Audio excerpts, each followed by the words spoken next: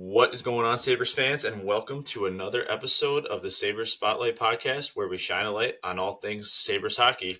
We're coming at you on Tuesday night, getting ready for the start of another Sabres season in 2 days, depending on when you're listening to this. But we're going to get right into the Sabres action. But let's start things off with you, Ryan. How have you been doing? How's the summer finished up? And are you ready for another hockey season? Oh, man, it's been a little while since I recorded, but I'm doing great. My son Quinn turned one last Saturday, and that's been a ride. And besides, like all the hectic, to do of having a baby and stuff around, and he's so much more mobile now and all that. I've just been anticipating the hockey season. Like I get we have the Bills in football, and they're good and all that stuff, but man, I don't know why. I promised myself at the end of the year, I was like, I'm not going to get excited for Sabres hockey. Like, I'm just not. It'll come and it'll be fine. But now that we're like, recording this 2 days before the game, I'm so excited.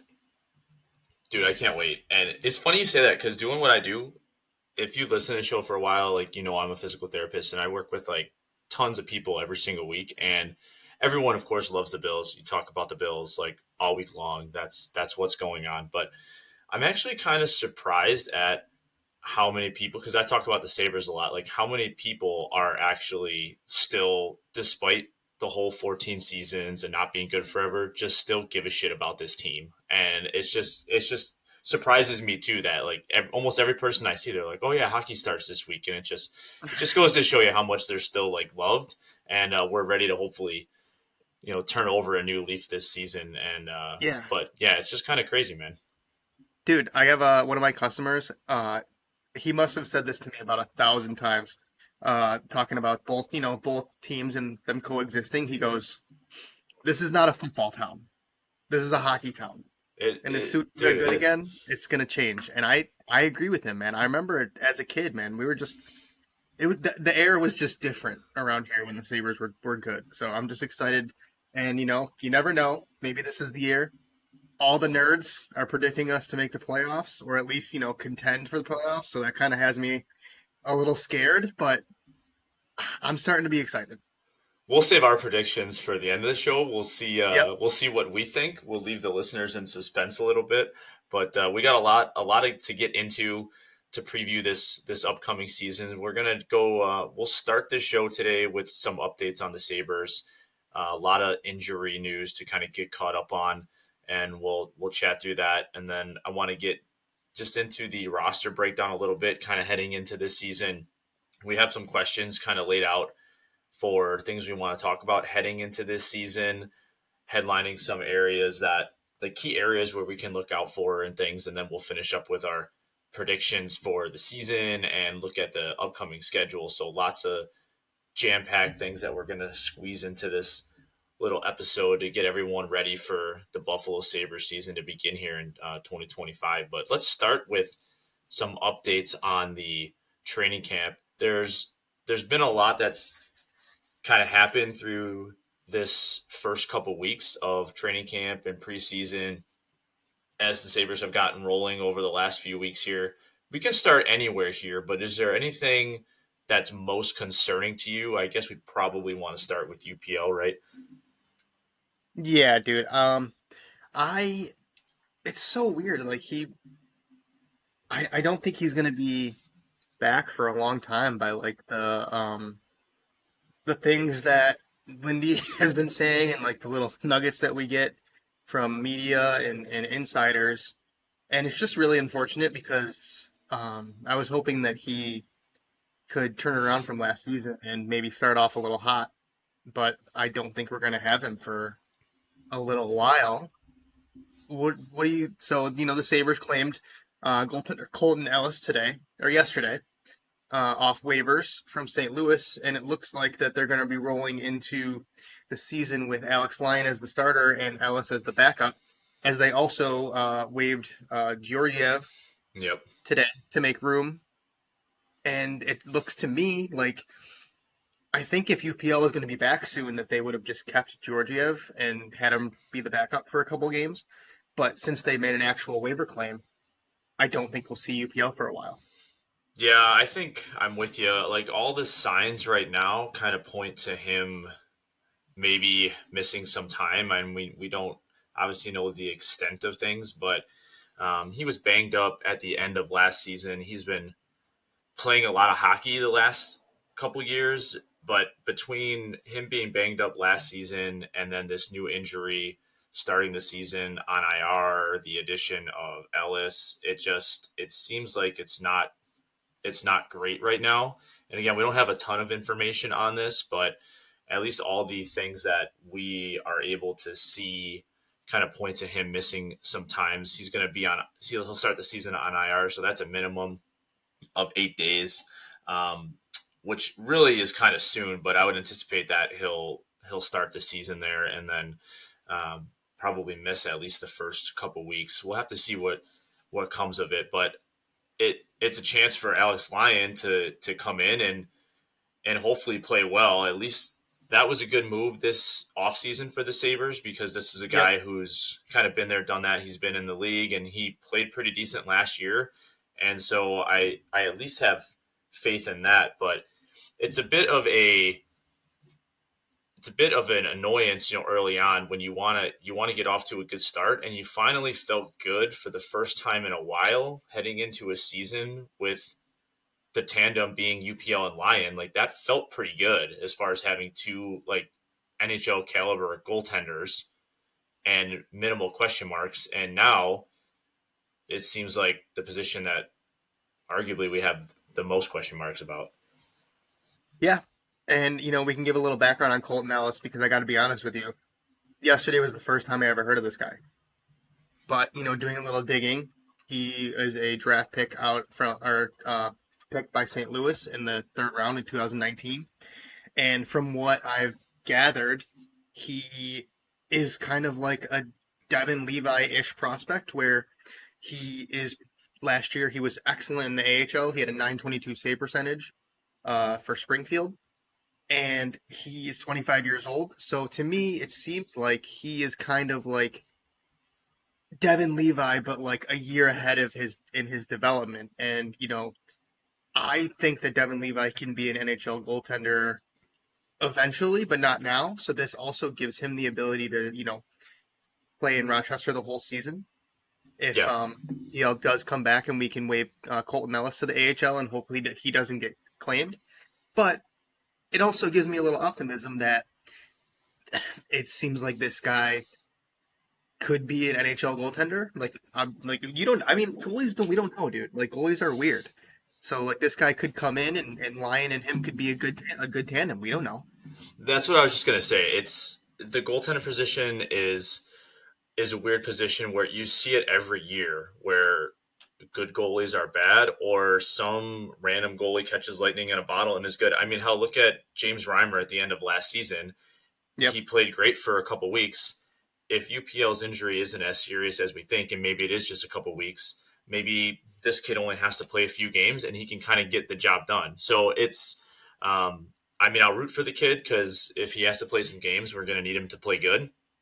And I guess it could have been worse. And it's about time maybe the Sabres hit on one of these guys where like Shelobs for the Canucks a couple years ago in the playoffs. Like you get lucky with these young kids sometimes or these goalies, and maybe the Sabres can get lucky with him, and Yeah. we'll see what happens. Can I make a point that I want to praise the Sabres for this move real quick? I know it's small and it's a backup goalie, but I'm honestly impressed that they didn't just roll out Alexander Georgiev and just say, maybe it works. He's been terrible in the preseason, um, and we can't do anything else. Just like what we always say that they do, they just throw their hands up and don't make any moves. And I feel like for once, you know, in this regime's term, they were a little proactive in being like, we can't have this guy here. Like he's not up to the standard. So I'm glad that they did something and rolled the dice on a different player. Yeah, they've been consistent with Levi now too of being like it's up to him now to show him when we're ready. Like they've hit the pump the brakes a little bit on him. I think they've learned from trying to rush him up here that was a mistake, and now they really want him to prove it. And I think that's the right mindset for them to have with him. And I mean, it's not like this guy has bad draft capital. I mean, a third round pick back in 2019. He's 2 years older than Devin Levi, so he's got a little bit of experience, and he played great last year in the AHL. With had a 922 save percentage, so it's a shot worth taking, and yeah, we'll give the Sabres some props. I mean, we're starting this season off positive, that's for sure. So we'll get into some of the other injuries here. Let's go to the defensive side first. So the big name is Kesselring, that he's been dealing with an injury throughout camp, re-aggravated this injury in the game last week against Pittsburgh. He's going to start the season on IR. It is expected that Samuelson, who's been sidelined for most of the preseason, to be back for the start of the season. And then also Owen Power, seemingly maybe ready for Thursday, or may miss the start of the season, but it doesn't sound like he's going to have to start the season on IR. So the So, defensive core is a little so, banged up, but what do you think here? so Power was placed on retroactive IR. Like I guess so. Hockey IR is so weird. Like it's not like football IR. Um, so his IR can go back to like the date of injury. Right. So I think they're dating his injury as either last Wednesday or last Thursday. So you have to be or last Wednesday, so you have to be out for 8 days, and so Thursday he can be activated to play. Yep. And considering he was in a non-contact jersey in practice today, and he was also doing second power play work, I think he's gonna play. Yeah, man, it's tough because I mean, I want him to play. Just knowing that he might not be 100% at the start of the season just really kind of sucks, because like this is a kid that everyone wants to see be more physical in front of the net, and we don't necessarily Yep. know what he's dealing with, but that's just the main area that we need him to improve, as far as just being tougher to play against and clearing out the front of the net and just really taking a step up there. So you just wonder if he's going to be a little hindered with that to start the season. So if we're seeing that, maybe we got to give him a little grace, but it is important for the team to start off hot. So it's something that you don't want to see either way. Kesselring hopefully will be back as soon as possible. We don't necessarily know how involved it is, but that's a guy we want to see out on the ice. Obviously, the big piece that came over in the Paterka trade with Doan. Yep. Yeah. Right. That's the part that sucks. Like your shiny new piece, the guy that was gonna help steer Owen Power in the right direction defensively, and help him out a little bit, and he's got some offensive chops himself, and so it's like our second pairing is injured, and that just sucks to start the season this way. But if Power's back and they can throw someone up there with him, and who knows what they're going to do on Thursday. But we need Kessering back, like you said, as soon as possible, because I want to see this guy on the ice. We need him. He looks like a dog. He looks like a dog, and like you said, you want to see the new piece. I mean, people are gonna be losing their minds if Kessel Rings on not playing, and Paterka I just know. starts the season off hot in Oh, Utah. dude, And he's starting the season off hot. Let's be real. yeah, I mean, Utah's gonna be nice. I mean, they were decent last year, and he's gonna be playing on a solid line, so he's gonna get his. It's Yep. inevitable for sure. But that's besides the point. I want to see Kesselring out there as soon as possible. At the forward position, Jordan Greenway had surgery. Same, sounds like it was kind of a re-aggravation or a setback of the injury from last season. He's starting on IR, but he is expected to be practicing soon. This is becoming, unfortunately, kind of all too familiar now with Greenway just not available. But he did sign the extension last year, so he's with us for another couple years. So hopefully he can get right and get back to being a contributing piece. But he's going to start the season on IR, but is expected to start practicing soon. And then Benson has returned to practice too. So not as much to talk about with the forward group here. Yeah, I mean Greenway just what a bad contract. I mean, $4 million for him to just never play is just it sucks. It's bad cap allocation, but get back soon or better, get better and come back, and he can do his thing. When he plays, I think he's good, but he just never plays. Yeah, he is, because I remember when he signed that deal last year. I I believe it was kind of around the trade deadline or like shortly after the trade deadline that deal came through. And at the time, he was actually playing good hockey. I mean, credit to him. He did what he needed to do to get that bag, and he got the money, and he hasn't been available since. And and it's a little tough because you've seen the flashes of what he can bring to the team as far as like some of the grittiness and how they want to play tougher and things like that. But it just hasn't been there consistently. So um, we'll see if he can get right and be healthy to contribute as soon as possible. But looking at the roster here, Sabres playing a couple days, opening against the New York Rangers on Thursday. Projected lines, and let me know what you think about this. So the projected lines right now, from what I'm gathering and from what we've kind of seen out there, so the top line: Benson, Norris, Tage; line two, Zucker, Kulik, and Tuck. And then you're going to have Doan, McLeod, and Quinn, Malenstein, Krebs, and Danforth. So that seems to be the projections right now. Kozak and Gertson on the bench, and then Greenway on IR. Like, what are your thoughts there as far as how the forward group is looking to start the season? And maybe those lines, like, do you think that's mostly right or switching anything there? I'm excited about where the forward group is at because I like the top line a lot. I think it's that Zach Benson's time to shine. That he's already proven to be a complementary hockey player to any line that he's on. Just makes everyone better. And Tage Thompson is Tage Thompson, obviously. Like he is vying for that spot on Team USA at the Winter Olympics. So we're gonna get full steam ahead, just super try hard, dangle everyone, rip clap bombs Tage. It's gonna be fun. I think he's gonna have an insane season, and I'm excited for Josh Norris. I mean, it's weird. Like if he stays healthy, I think there's a good player in there. I think there's a player in there that's better than Dylan Cousins was for us. So that top line I think can be legit. And then the rest of them, Zucker, Kulik, and Tuck, three solid players. I think this is Kulik, and it's his time to prove that he is a like a full time legit uh, NHLer that can put the puck in the net and do his thing. And that third line with McLeod, we know what he brings, and Josh Doan. I'm excited about Josh Doan. I think he's going to be a fan favorite. And the fourth line's the fourth line. They got some bangers there, and I can't wait to see Peyton Krebs just stir the pot a little bit like he always does. Do you think that the the lines and the team right now, what you're seeing here, does this look better than last? I think it's pretty easy to say that last line looks better. Like Malenstein, Krebs, Danforth, like that's should hopefully be a lot better than last year. We were all hopeful for like the Malenstein, NAK, Lafferty line.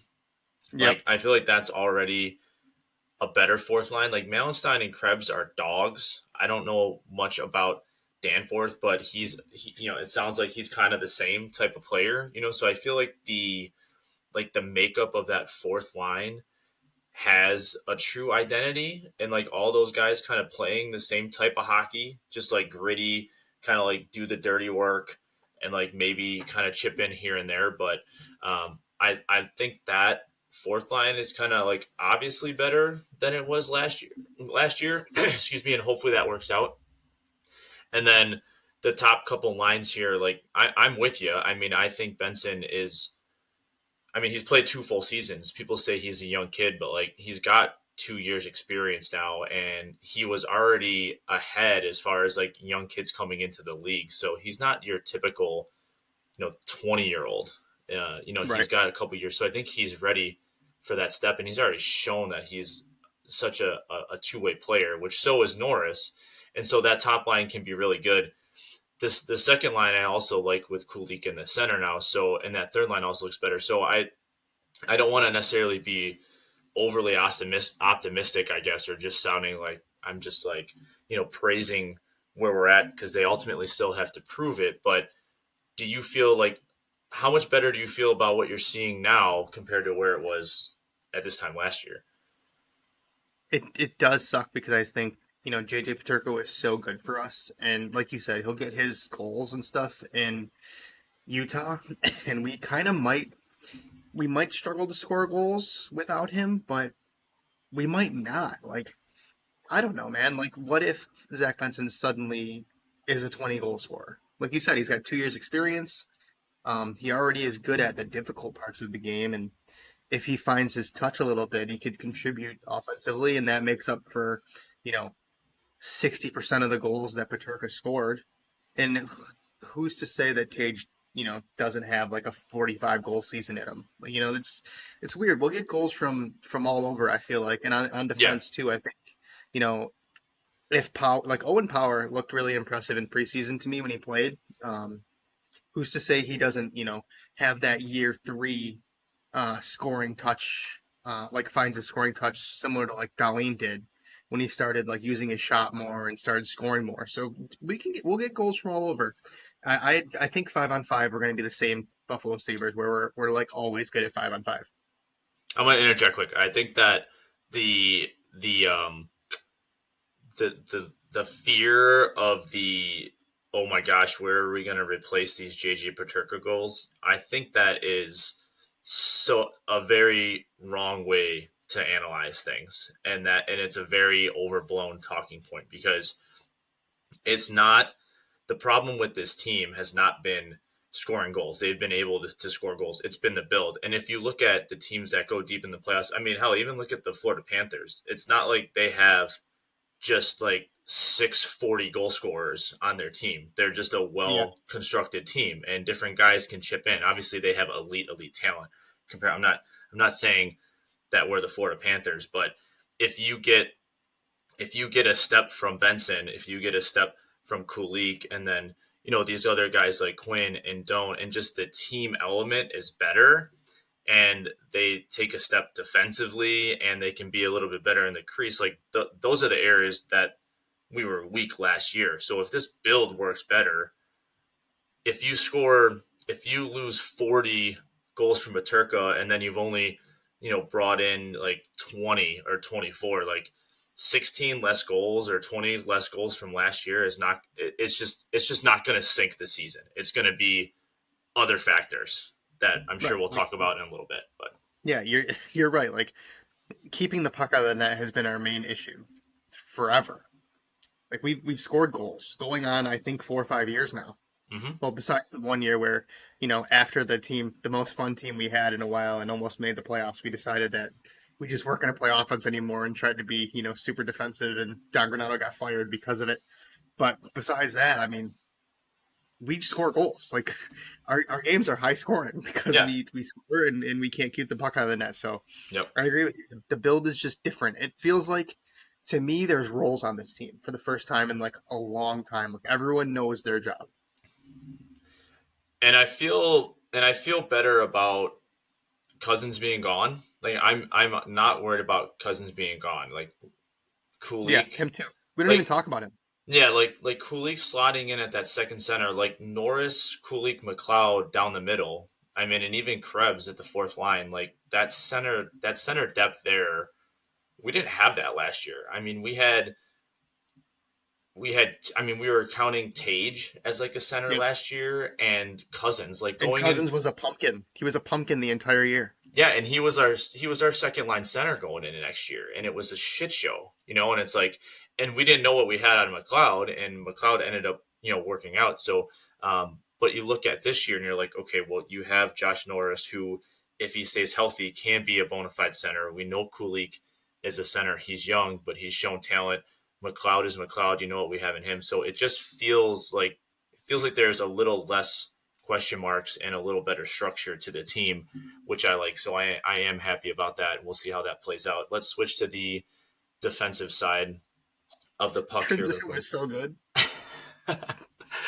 So defenseman Kesselring and Power. Uh, we don't know what's going to happen with them at the start of the season, but they're obviously two of the Yep. top guys. You got Byram Dahlin, Bryson, Samuelson, and Timmins. So those are kind of the 8 names right now, depending on what's going to happen. with some of the IR spots there. But I think this is a defensive core that is really, really talented and can be very elite in this league. And Adam said that he's confident with that, and I kind of believe him because the talent is there, and the decor has me really excited. I'm not gonna lie, I really like what we have here. Yeah, I mean, like I'm not like we're gonna start off. Darlene's Darlene, elite player. Like if the Sabres make the playoffs, he will win the Norris Trophy. Like Yep. if they're in playoff contention, he will at minimum be in top three for voting. Like he will be our engine. He's incredible. But I'm not the biggest Bowen Byram fan uh, out there, Yep. but I think Bowen Byram and Rasmus Dahlin work together. Like for some reason, like I don't think Bowen Byram can play with anyone else, but he's really, really good with Rasmus Dahlin. So I'm happy that that's going to stay apparent. Right. Like you said, hopefully power plays and Kesselring comes back soon. But the other guys, man, like can we shout out Ryan Johnson real quick? Your guy. That's your Yeah. he's he looked very good to me in the preseason. Like he I'm was excited for him. impressive. He made this team, for years, 2 years now. Um, I think Chad DeMonicis may have said this a couple times where like it's just weird that like he's in the AHL and like doesn't get a chance, like doesn't get a Yeah. shot over Jacob Yeah. Bryson. Like they kind of just kept him down in the AHL, and it seemed like maybe him signing here and not signing elsewhere when he could have was a mistake in his career because he wasn't getting a shot and we're not good, so why would you not give him a shot? So but now this year he comes to camp, he plays really well, he comes to the preseason games and he shows out and he cracks the roster, and I think he's the sixth. I think he is the seventh guy. Yeah. He's got to be number Mm. 7. Unless Samuelson like shits the bed again, I think he's got a short rope personally. Yeah. I think that he likes Ryan Johnson and he won't hesitate to pull Samuelson out of the lineup if he's not playing up to standard. But if you're running, Darlene, Byram, and then when healthy, Power Kesselring, and then swap in some cohort of Johnson Timmins or Samuelson Timmins or Bryson Timmins, I think that's good. Yeah.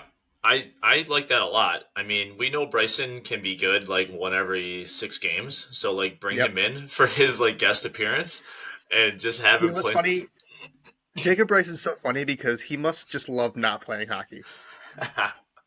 He He's just just one of loves the that. guys. Just loves He's, that he's like one of the KeyBank boys. Arena food, man. He's just Yeah. gonna watch.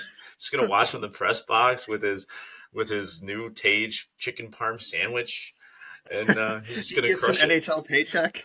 Getting an NHL paycheck to just, be a traveling carny. It's hilarious. And when it's funny because when he does play a couple games, it's like, all right, this guy can hang in the league. But it's when you got to play him for like 10 games in a row where you're like, oh my god, like we can't be doing this. So hopefully everyone stays healthy. So like if he just has to play a couple games throughout the year, it's not that big a deal. But he's so funny to me. Yeah, I like the depth. Ryan Johnson has me excited. I've always been a big fan of his, and again, if you're gonna be a team that takes that next step, like you need some of the kids to work out. You just do. If Kulik's going to Yeah. come up and be a guy, then that's great. If Ryan Johnson's going to come up and be a guy, then like that's perfect. Like you need some of that to work out, and especially in a place like Buffalo where you're not going to be getting the big splash. You like Yeah. you have to have that happen, and I really think Ryan Johnson can do that. He's had a couple years in the AHL. He had a couple years in college, so he's played a lot of hockey, and he's had games up here too. And when he didn't play much last year up here, but the year before he I think he played about 30 games with us, and I thought he did pretty decent in those appearances too. And so I'm excited for that. So Yeah. Do you remember it was weird how like he didn't play a lot last year because the year before he was you know, they were calling it the COVID pairing, the Johnson and Johnson pairing we had with Ryan Johnson and Eric Johnson, and oh my Eric gosh, Johnson, Eric who Johnson. is fully cooked, just horrible hockey player, and I felt like Ryan Johnson was kind of carrying him around the ice at times. Yeah. And then last year he didn't get a shot, so I'm glad like he didn't pout and did his thing in the AHL, and now he's back. So props to him. he's pretty like defensively responsible, and but he can also like move the puck quick. So like I there's just a lot of things that I like about him. So Yeah. so we'll see. We kind of already talked about the goalies, so we don't have to get into that too Yep. much. We'll skip down here. I think I want to go to um the coaching staff here because we've touched on. Oh, actually, before we do that, let's get to Tuck and Oh this yeah, and of this course we have contract to talk about situation. Yeah, because we haven't had much Alex Tuck talk, and it's a big year for him in a contract year. He'll be a UFA after this year. There's been noise over the last couple weeks that they were close to an extension. Nothing really came out about that. And here we are a couple days from puck drop, and we still don't have an extension. And this is something that I believe the Sabres want to get done, and the fans definitely want to get done. This is a guy that's extremely high priority, in my opinion. And if you don't get an extension done with him, it's a big failure for the team. But it sounds like from when Adams last spoke that there still seems to be a little bit of a holdup in the negotiations. So what are you thinking here? I'm going to be honest with you. If I am Alex Tuck, I am not signing a contract with us right now, at least. I think Think that's about it. the Like key thing right now. he he's such a valuable player. Like he's going to get paid here. He's going to get paid somewhere else. On the open, let's say like right now, I'm assuming that Tuck is going to come in around, $10 million per. Like we're going to give him an 8-year deal. He's getting an 8-year deal from someone. Like don't even worry about the years. But I think that he's going to come around 10, and let's say like he knows that, right? Let's say like he knows that. Kevin knows that. If I'm Alex Tuck, I'm waiting to see what happens with this team because I'm not committing to a tire fire. And by the deadline, if he's still not signed and we're really bad, like we're gonna have to trade him. So I think in his perspective, I wouldn't sign, but I really, really hope that they get it done. If not before the season, I really hope they get it done like soon. Like maybe we come out hot and he's like, okay, like I believe in this group and I'm gonna put pen to paper. But man, he's such a good player. Like we can't have this hanging over our heads. I'm a little worried about it, but hopefully he signs. Yeah, What about you? I think the fact that it's not done yet is an indicator that it's his side that isn't wanting to commit yet because For sure. he has nothing to lose because the league knows the type of player he is. So say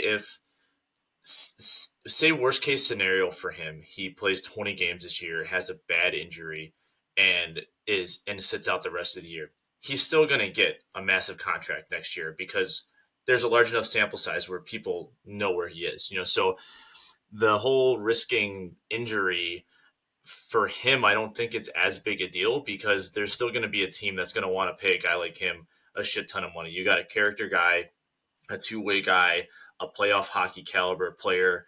Like there'll be a market for him whether he plays a whole season or not. And he's been extremely durable, so I don't even think that's much of an issue or a risk factor for him. Yeah. I mean, he's excellent. Power play, penalty kill. Yep. He's out there. You need a goal in the last minute. He's out there when you're protecting a lead in the last minute. Like he is incredible, and it would really suck to lose him. Yeah. But I we you know I just saw it before we came on an hour ago. Winnipeg got Kyle Connor signed for Love 8 years, Kyle Connor. 12 million per, and with that, I think it's 12.5 actually. I could be wrong. It's between 12 and 12.5, I think. But man, that just puts Tuck's range like right in that $10 million ballpark with the cap rising. I sign that all day if I'm the Buffalo Sabres. So that I like you said, it's his side. I think it's on his side. Like we'd Oh, be 100%. stupid. Like if it He came can out that up it was that number our too. side, yeah, yeah. He, If it he was if it came out that it was our side that was like lowballing or like being difficult to negotiate, I mean, you are the Buffalo Sabres. You cannot yeah, be difficult to yeah. negotiate. So You're I not. don't think it's that. I think it's him, and he's got every right to express concern and be patient. Yeah, and the other thing I was going to say there, which will add to this, just with what you said, is that there's no risk in him not getting a contract if he doesn't get hurt. Will it be at the ceiling? No, but he'll still get a shit ton of money because of who he is. But the other side is if he doesn't get hurt and he has another great season, like stacks another great season, he Yeah, just ups his value even more. And right. if he waits, then he can say, okay, well, Buffalo's turned their shit around, so now I'm gonna sign here because I've seen it, I'm convinced, and I want to be here long term. I just had my second kid, I have my family here, I don't want to move. There's a lot of reasons why he should want to stay in Buffalo, and I think he probably does want to stay in Buffalo, but he is in a situation right now where unfortunately for the Sabres, he just holds all the cards. But that's not necessarily a bad thing. If they get their shit figured out and they convince him to stay, then I think he will. But yeah, Yeah, wouldn't it be, it would send shockwaves across the league, I think, like if we started out really well and Alex Tuck puts pen to paper, I think that would put the be league huge. on notice, Yep. on notice a little bit that like, hey, like we're not a dumpster fire anymore. Like, one of the most respected players in hockey uh committed the end of his career, like the latter stages and end of his career to this city. It would just be really important for us to get that done, but the team has to start out well. But who knows? He could sign tomorrow. Like Yeah. we don't know. We don't. Like if we, Yeah. he's just like, all right, fuck it. I'll sign. Because a lot of deals over the last, like, 1 to 2 days have gotten signed. I mean, McDavid signed an extension, 2 years with Edmonton. A bunch of D got signed. I think Lane Hudson, actually, he did not sign. No, he didn't That's a sign yet. fun story because his that's an emotional negotiation, which to me means that I think his father is getting involved because the Hudson family has hover parents, so that is very interesting. But there was a D that just signed for like super long term for a lot of money, and the name can't is escaping me. But like guys are Who, signing like Dobson? now, no, I mean, that was a while ago. But yeah, no, it was like a couple days ago. It was a young D got like 9 million. I can't figure out who it is. I can't remember who it is. But like my point is that guys are signing before the season. There were a ton of guys that were up for deals and are getting deals now. So who's to say he doesn't sign soon? But I hope he does. it's a great point you bring up about the him like it being such a win for Buffalo if we start off hot and then we also sign him because as much as there's a there's the notion out there of the Sabres are the Sabres. Like we said many times last year, like guys don't want to not come here because it's Buffalo or whatever. They don't want to come here because it's they're not winning. Like it's not a winning Yeah. product right now on the ice. So you can really turn things around quick if you start off hot, if you show that you're heading in the right direction, and then you go and make that marquee signing or extension. Like you can really kind of change the perception around the league fairly quickly to where like now you get closer to the trade deadline and it's like you're in a race. It's like, maybe guys are going to waive their no trade and be like, you know what, Buffalo's got something cooking. I'm going to come there. So that can happen fairly quickly. So that is, I think that's a great point that you bring up there. Um, let's Yeah. go. Let's go to the coaching staff, and I want to talk a little bit about this because we got Lindy in year two, Seth Appert in year two, Mike Bales, Marty Wilford have been here for a little bit, but again, question marks there as far as how the goaltending's kind of been, how the D has kind of been over the last couple years. So I just want to kind of get your sense of where your confidence level is with the coaching staff heading into this season. Can I be honest with you? As good as we are on five, like this entire season basically for me comes down to goaltending, obviously, but special teams more than anything. And Seth Appert needs to get his shit together and coach up this power play. I've said long for a long time that power play. I feel like power play is like 85% coaching and system and set plays and 15% freelancing from the players. And our power play was just boring and brutal, and it has been for a long time. And they brought back the entire staff, which is just like, wow, like we were so bad. Lindy was a new coach, inherited this whole staff from Don Granato, and hasn't made any changes. It's a little confusing to me, but if the power play, runs at a league median clip, shout out league median, great fantasy football format, uh, it will be good. and he'll get the praise and he'll be Lindy's successor and all that and all, and everything Yeah. will be all hunky dory. But he really needs to step up, the power play and coaching aspect, and bringing back the other guys. I felt like Marty Wilford did a good job on D for a couple of years, but like a couple guys kind of stagnated. But I don't know, dude. Like I don't think he's the problem on D necessarily. I think it was the players that we had that were really bad. Yeah, I think it's a big year for the coaching staff because you look at what the Sabres did this year. Like we know Kevin Adams is a good buddy of Terry Pagula, but Jarmo Kekalainen is here now, and if Yep. things go south, he could be. Kevin Adams could be out, Yarmo could be in, and Lindy is not Yarmo's guy, and neither is No, Seth then there's Epler. real change. Right, and neither are There's all these real guys. change. So if as much as we all like Lindy, and I think a lot of us, like Seth Appert as a guy, and like for he's a pretty well liked guy as far as Buffalo goes and Rochester. We just didn't like the power play last year, which is understandable, is bad. But if things go south early on, then you could see some shuffling, and this could shuffle too. So I think it's an important year for them as far as getting results.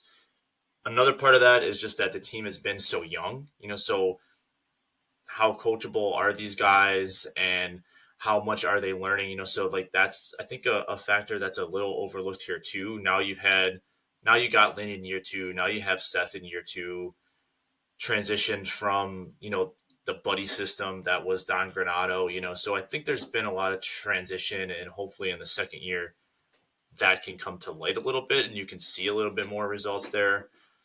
But it's a big year for a lot of these guys and the team in general. If things don't go the way that they should hopefully go this year, there's gonna be some changes coming. Of course. And then we didn't even touch on the penalty kill. I feel like generally the penalty kill has been like systemically like decent. I feel like I like a lot of what we do on the penalty kill because we put a lot of our offensive guys out there. Like, we'll put Tuck out there, we'll put Tage out there to kill penalties, and that's kind of more like a power kill where like Hmm. where we can kill a penalty and then we can also score. Like I like that, and we just haven't really gotten saves more than anything on the penalty kill, and that just comes down to goaltending. So we'll see what happens there. But special teams, man, it's so goddamn important in this league. Like Yep. we're already good 5-on-5 squad. Like we've been a good 5-on-5 squad. Just give me like average numbers on special teams. Yeah, and they might have a couple extra pieces to help with that this year. All right, so then let's finish up here with predictions on the season. I only have one in here. I think it just makes sense to do Yeah, overall team points, and then we'll kind of talk about the schedule coming up. You've kind of talked about earlier in the intro about how some of the hockey analytics experts out there are in love with the Sabres, but the actual over under right now for the Sabres is only set at 85.5. So these sports books aren't necessarily bought in on the Sabres as much as a lot of the hockey analytics guys. So 85 and a half points, that is very clearly not going to be enough to get into the playoffs this season. You're going to have to be, I don't know, necessarily need to be much higher than that, but you probably got to be around between 95 and 97, to get in there, unless teams aren't as hot, then maybe around 93, 94 gets it done. But do you think that 85.5 is that a fair line for this season, or do you think that we're going to go over that? I think that's fair. I mean, what did we finish with last year? 82, 83, somewhere. Yeah. And it's so funny that you brought up like the stats guys and our projections because I was just on my phone looking. I wanted to see like I knew, but I had to like verify like who said what. Dude, shout out the Evolving Hockey Twins, Evolving Wild on Twitter. Right now they have the Sabres projected for 99 points and second in the Atlantic. Yeah, over the Florida Panthers. Can you imagine if we're that good? I mean, I love the nerds, man. They come out with all these numbers and shit, and it's just so much fun. But also, Dom Lucian has us at 90 points. He's at the Athletic, 90. I know who else? Jay Fresh had us at 84. So, that's under the 85 and a half prediction that we set. And who else has us at 93? There was another one I saw that had us at 93, and it's like, okay, a lot of these guys are projecting us to finish in the 90s and really contend for a playoff spot. So the outside world kind of the numbers guys at least, because I have seen a couple predictions from like non-analytics people, just like hockey commenters and stuff that had us like last in the Atlantic or like seventh in the Atlantic, and I feel like that's more of the perception that we have. Yeah, But it's very intriguing to me that these guys that run analytics and stuff have us as like a good roster like on paper. yeah. I think. But I think we're finishing with 92 points, and I think we're going to make the playoffs. Ooh, it's that's a so there's all right. So there's your bold prediction there. I Official, like it. I like it. Official official. And you prediction. know what? At our last episode we recorded at the end of the season, um, I literally told you, do not let me pick the Sabres to make the playoffs, and, I do and I'm remember that. doing I do remember that. The thing that's interesting about I feel like what's a little different between like the hockey nerds and the sports books is I think these sports books do a little bit better at kind of being in the middle, right? Yeah, Where a lot of the hockey nerds are more like, all right, if everything goes right, best case scenario, this is kind of this team's ceiling, and that's not necessarily the reality. And yeah, I think this line from the sports book at 85 and a half just kind of shows like the median outcome where like if things go right for this team, I think that ceiling is around where you said like 92, 93, and that could potentially be good enough. And then if things go wrong and you have a couple like key injuries where you don't have a lot of depth, like you could be in that bad range of 75, like yeah. Right. It 73 could go points. either way. I mean, with the Yeah, Buffalo so Sabres here, like anything is possible in terms of badness. I think the line is like a really hard number to pick whether or not you'd go over under. Do I think we're gonna do I think we're gonna go over under that? Dude, I don't know. It's so hard. Every bone in my body wants me to say no because it's just what we've seen for so long, and I just don't want to be like, oh, like pumping the tires again and be made to look like a fool again. But Right. we just spent the last 50 minutes kind of talking through the roster, and I feel like I've settled on the fact that we are better this year than we were last year, and I feel like there's a lot of things that can happen this year with Lindy being in year two, and just there's a lot of things that I'm optimistic about. So I'm also going to say over. I'm going to say Yeah. over That's awesome. 85.5. Do I think we get in the playoffs? I don't know if I'm ready to say. I don't know if I'm going to be ready to You don't say have to yes say right it. now. You don't have to. You can see it. You can see it first before we say that. I'm just There's always so gonna much jump the gun. that goes into that because I don't know. It seems like a lot of people think like Ottawa's going to take a step back or Montreal's going to take a step back. Like I don't believe that. Like I think those teams are Yeah. still going to be good. So like I think if the Sabres get in, it's going to be of their own doing. Like they're going to have to beat out these other teams, and I don't have a ton of faith in that. I think they can do it, but I think it scares me a little bit that I think it's going to have to be them taking it as opposed to just these other teams like sliding back. Yeah. Can I make a really, this might be a really, really dumb like analogy, but I'm gonna try to make it and see you can tell me if you follow it or not. So this is like a stylistic point. You know how we were like running gun, goals, goals, goals, like defense, we don't play defense. Well, I feel like now kind of, even in the preseason you saw it a little bit, I felt like their defensive structure was like better when they had the majority of their NHL guys in. And I'm going to equate this to the Bills a little bit because for a Oh, while, because you've been in you the know, weeds in the all 22s. the for a while like the Bills were, early in the 2020s, 2020, 2021, we were the passing team. We were just throwing it all over the field. We were scoring a shitload of touchdowns, just passing the ball. We were a finesse team. The last 2 years, we run the ball. We're a running team.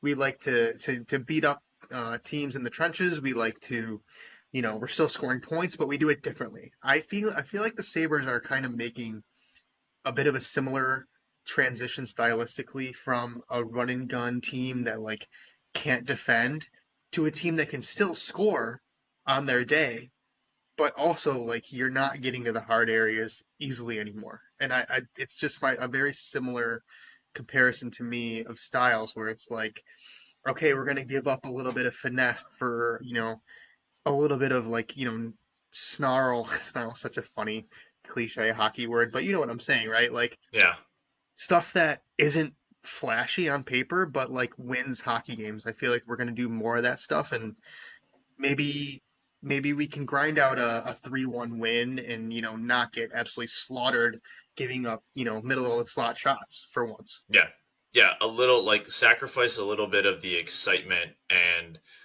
maybe ambiguity for a little bit more predictability, but and hopefully better results.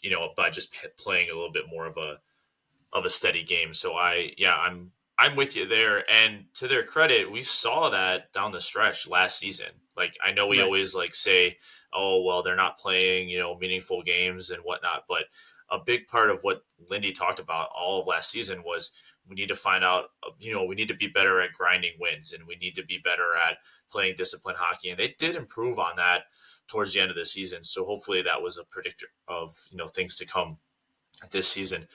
Let's do it, man. Let's get into the week. We got 4 games. At least, hopefully we're gonna, now the season's here, kind of be back week to week, but we're gonna at least pick the next 4 games. We'll be at the Thursday game. Sabres Yep. Spotlight will be in the building in KeyBank Arena, and we're hoping to see our boys start off with a win. But the next week looks like Thursday against the Rangers. You got Boston on Saturday. That one's in Boston, and then you're back home for games the following Monday and Wednesday against Colorado and Ottawa. So, what do you think about the first 4 games here? Are we going to get off to a good start? Let's get some predictions here for the first 4. Well, it wouldn't be fun if I didn't predict that we were going to win the opener, just because we're going to be Oh, we're there, going to be in the and building. so I have to. And we should beat Boston as well. We kind of play Boston really well. Even when they were good, I felt like we played Yeah, Boston last well. year we were, I think, 4-0 against them. So I think we beat Boston, and then we drop one to Colorado, and we drop one to Ottawa. So we're going to start 2-2, but I don't think that's necessarily bad. Like it's fine. Like maybe we push one of those to overtime. That'd be fun. One of the losses to overtime, and we 2-1-1 to start the season is not bad at all. I was just checking real quick to see the Rangers are getting shut out right now, 3-0. Oh geez, they're gonna be fired up then. Yep. So you're gonna see Igor in net. I'm sure, um, given that they're not playing back to back goals. This Justin Berzeau guy has a hat trick tonight for the. Really, that's hilarious. Yeah. He played for Boston last year. Yep. Yeah. Kind He's of got came a out of hattie. nowhere. Yep. Good for him. That's fun. So it Wow. looks like Yeah. the Rangers might be Oh, coming in off a spanking in the first game, so they'll yeah. be revved up, they'll be ready to go, and the Rangers are home today, so they got spanked in their own building in their first game, so you gotta imagine they'll be coming in ready to play. But Shout hope, out shout out Connor Clifton, former Sabre, healthy scratch for Pittsburgh tonight. oh jeez, yeah, Cliffy, yeah, that was a bad signing, my gosh. But But the Sabres you're should right hopefully though. be ready to go too. I mean, it's the first game in your barn. You played good in KeyBank last year. You finally had that figured out. And hey, 7 of the first 11 games in October are in KeyBank, so you got a chance to Yeah. start the season off fast if you can. Do you remember a couple years ago we just could not win at home? No, it's terrible. We were happy when they went on the road because it was like Yeah. you're getting away from the negativity and the stress of trying to win at home. And last year I feel like KeyBank Center was like low key a fortress. I Yeah, feel like they we couldn't played be they played stopped good at at home. KeyBank last year. Like it's so funny to feel like the difference. Like 2 years ago, Kyle Poso was telling the players to not salute the fans at home, and then last year we're just like really really good at our home games. So hopefully that continues. And like you said, uh, 7 of 11 games in October are at home. So Yep. this is a really really good opportunity to like get some like stack some points early. Yep, not a lot of travel early on, and the games that they do travel to early on, I don't believe are very far. I mean, let me check real quick, but I mean, right there. When's our first West Coast trip? I know we got one. We always have one early in the year. So your first, so okay, so your away games in this first month are Boston, Montreal, Toronto, and then Boston again. So not like your travel schedule in the first month, very light. Those are all regional games, and you got 7 of your first 11 games again at home. So I think it's a good chance. I'm going to say that again. I'm predicting a win on Thursday. I'm not that much of a pessimist to predict a season opening loss, although it has been tough the last couple of years. But let's get back on the bandwagon, repay them for that 5-1 loss the Rangers handed us on opening day in 2023. We're going to get them back for that. I'm giving us a win in the Garden against Boston. And, man, I think I'm not going to give us a win against Colorado, but I'm going to give us a win Yep. against Ottawa too, man. I think they're going to Okay. be up for the Ottawa game. We were 4-0 against Ottawa last year. Like Wow, that's weird. yeah, we played really good against Ottawa last year. I think we match up really good against them, and I'm going to predict that we go 3-1 in this first stretch of games here and get off to a good start. Look at us. Look at us for just saying that the Sabres are going to go do good things. All this hope will be squashed by Halloween. Oh my gosh, I know. I hope not. I'm so excited, man. I'm gonna, once we're off this pod, I'm gonna go turn on the late night game, the 10:30 Is game it between Colorado Kings? Colorado and LA. Yeah, Yeah, let's great go. game, That is a great good game. game. So That's a good game. I'm gonna turn that on, and hockey is back. We I we got made Kel it. McCarr on my fantasy team, so let's go. Hopefully, he gets me some points Okay, tonight. we made it, dude. We're back. We are back. We are so back. And if you're listening to the show, be sure to follow the show and get updates. Remember, we are on Apple Podcasts, Spotify, and YouTube. And now that the season is back in full swing, we'll hopefully be back to a little bit more of a regularly scheduled program. During the season here to keep the content flowing. So join us for the ride, and hopefully this is a season that we finally break the drought there. But follow the show on Instagram. No, actually, no, don't follow us on Instagram. We don't really use that. Follow us on Yeah, X. yeah. Matt's the X guy. Dude, Instagram sucks. I'm not. It Yeah, does. It's I'm not. ass. It's We don't so do bad. graphics and shit. That's why. Like No, if no, we were no. We don't know how bigger to and we do that did shit. graphics, yeah, no, we're just a little podcast. If we were bigger and we did like graphics and shit, then maybe I'll start posting on TikTok. You never know. There we go. I would subscribe to that in a heartbeat. But we're on X at Sabres Spotlight. As always, stay safe in the Sabrehood, and we will catch up with everybody next week, hopefully after a good start to the season. Later. See ya.